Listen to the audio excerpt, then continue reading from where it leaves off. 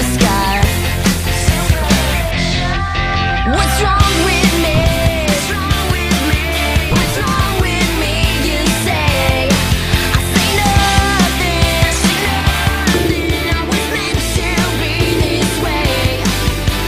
Punishment must suit the crime. I'm wasting all your precious time, but I don't care. I just don't care. Screaming out for your attention, ignoring every single word. A bitter taste I can't erase. I'm fighting for a hopeless case. What's wrong with me? What's wrong with me? You say. I say nothing. I was meant to be this way. Punishment must suit the crime. I'm wasting all your precious time, but I don't care. I just don't care. I just don't care.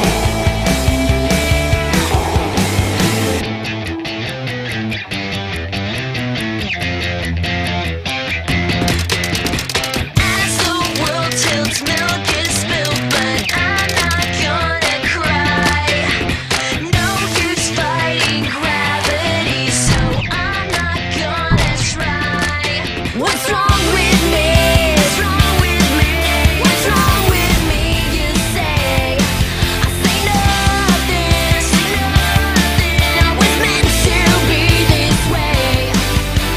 Punishment must suit the crime. I'm wasting all your precious time, but I don't care. Don't care. We were, myself and Christine Lagarde, Angel Gurria, who is the head of OECD, and also the heads of the World Trade Organization and the International Labour Organization, were meeting with President François Hollande in France. And I was talking about the Korean educational system because the PISA scores were just coming out, and Angel was talking about them. And I said, well, you know, in Korea, the discussion now is, if you look at Finland, they go to school from 8 in the morning to 3 in the afternoon, and then after that, they're free. And they do only about 6 hours of homework a week. And they have just as high of PISA scores, and their scores have been going up.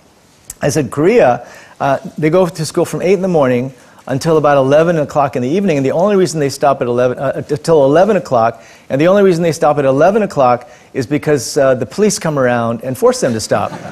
And Christine Lagarde looked at me and said, 11 in the morning or in the evening? Right?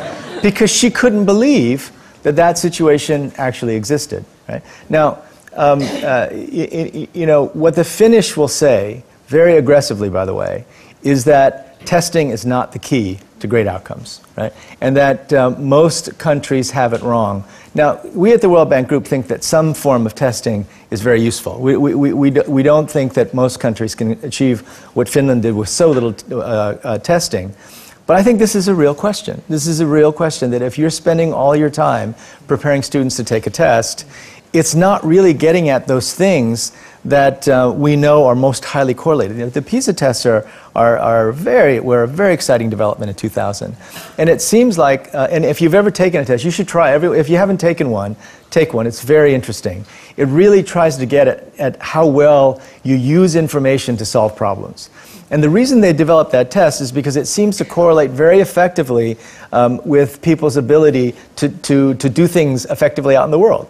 And so the Finnish, in a much shorter period of time, are getting the same outcomes. And so for Koreans, the question is, does it take 8 to 11 to achieve the outcomes they have? Or, for example, could they be doing even better if you didn't kill them with 4 hours of sleep a night? I don't know the answer to that question, and everyone I've spoken with about this issue say, well, we know it's not optimal, we know that this is not the way to do it, but we can't change the system. And I would say, why not? Let me say it clearly to the Korean parents, 사당 오락 is a system by which, quite literally, we are going to slowly kill our children. Right? You cannot put them through that kind of a system. Because, you know, I've talked to high school students, and I have not found a single one who likes that system, right? Who appreciate having to study so hard for something that's a test and being under so much pressure. Now, the thing is, are there other alternative systems that will give you the same outcome? You know, unfortunately, there's no easy answer to that. So I would just put this in front of the Korean people. Parents who are driving their kids so hard to sleep 4 hours and stay up all hours of the night just to pass a test, and spending a lot of money. You know, what we found is that if you put in all the expenses that parents use for educating their kids, it's actually 15% above the OECD average of the 31 most developed countries. So there's a lot of investment going into these students focused around these tests.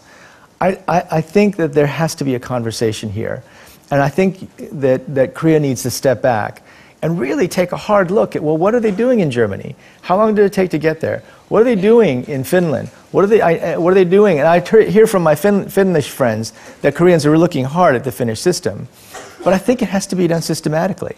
And I think you have to have a conversation that says, look, we want to build the foundation for the next generation of growth. We want to build a foundation that employs young people, that provides a bright future for young people. What are the changes we need to make? Now, the Finnish people had that discussion about 30 years ago, and they made fundamental changes in their educational system that were very unpopular. But they're now reaping the benefits of those tough discussions that led to tough decisions that led to these better outcomes.